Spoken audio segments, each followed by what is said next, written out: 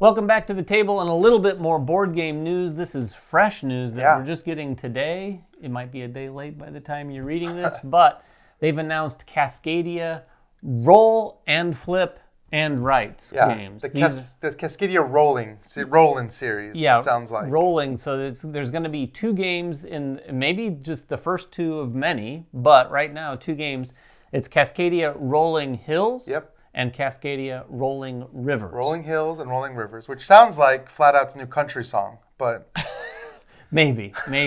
But these games aren't different games. They're effectively, this is one of those systems where it's like, it's the kind of the same game. Think of it, if you're a Pokemon fan, getting Pokemon Red and Blue. Or in board game terms, like what they did with Railroad Inc., where you had the different versions of Railroad Inc. And they are the same game, but each game is going to come with some different components and some different scoring things that you're only going to find in one game or the other. Yeah, mainly the player sheets. There's different player sheets in each one. I think there's 4 different player sheets in each one that you're going to be able to use. So if you just have one of the boxes, players can have 4 different sheets. I'm not sure. We don't have the rules yet, so I'm not sure if you can all use the same sheet or if it's meant to be played with 4 different sheets. But if you have both games, I do know that you can play a 1 to 8 player game with 8 different sheets. Which leads me to believe, again, we're speculating a lot in this video, leads me to believe that it is 1 unique sheet per player. Otherwise, if there was just 1 box, you could play with as many people. But the fact that they say that you need both boxes to play 8, and there's only 8 unique sheets, leads me to believe that. But again... I bet that's right. Again, total speculation on my part. But I like that idea. Yeah, I like that. So they say it's a roll and flip and write. This is where we also are not sure, but a little bit more speculation. Bear with us. You're going to be rolling dice, and it sounds like there's little unique rule cards that it sounds like, I don't know if it's 8 rounds, but it sounded based on some of the details they shared that there's going to be 8 different of these cards that's going to affect the round in some way that might make this round like, oh, if I do this and this, I can actually trigger more bonuses or more combos because this one card is effective this round.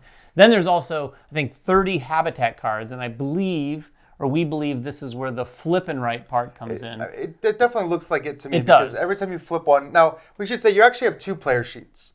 There is that unique habitat player sheet, but then everybody also has a player sheet that's static for every game where you're tracking like your different animals and stuff. So they haven't released a lot, but they have released a few pictures, and there's like 2 player sheets next to each other, and one has all this crazy habitat stuff, and then one is just animals that they're kind of marking off.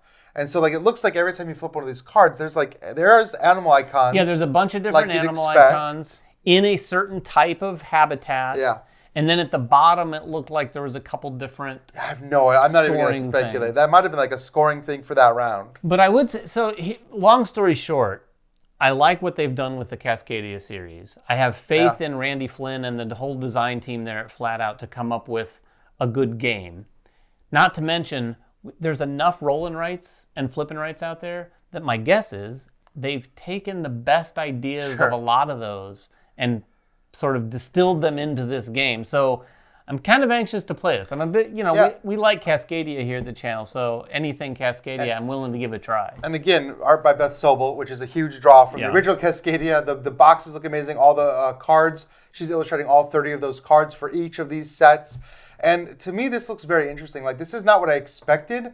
I almost expected when they said Cascadia Roll and Write that it was going to be like, okay, we have a little board, a little sheet that's a map, like with that, and you were... Oh, this looks like a very different game. It looks very different. This is not like we've seen with some others, where they've tried to, replicate the experience, but in a roll and flip and write. This does seem to be very different. There's, a lot of tracks. There's a lot of different, combos. With that said, I imagine there will be some touchstone elements where you're like, oh, I see kind of the analogy between what we're doing here. And the icons, for sure. You're going to see the same icons, the same animals.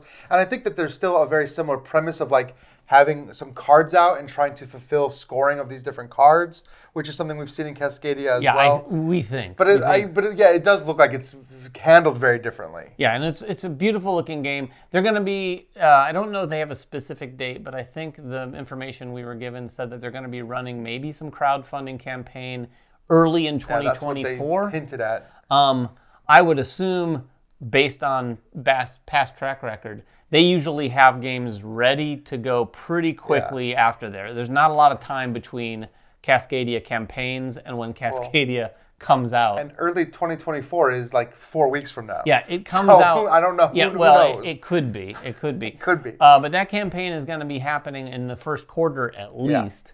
And then my guess is that this will probably be something that's available later in the year at the conventions, like a Gen Con or maybe even Origins or something. I would be surprised if they were not aiming for a Gen Con release to sell this, because this feels like a great game to have a Gen Con. Oh, yeah, absolutely. 100%. So anyway, that's all we know / kind of know / sort of speculated on. If you have any questions about it at all, let us know in the comments below. We'll at least get down there and discuss it with you, because I don't know that we have much more to share at this time. Yeah. I have sent out an email to ask them, but I'm guessing they probably put out all the information they want to put out this time. Maybe we can like sneak some exclusive. Twist an arm, I don't know. You know, maybe we could do a live stream or something and give you guys a look at it. I'd love to do that. Yeah, but get down in the comments below. Let us know what you think. And until next time, make sure everyone has fun at the table, and we'll see you then.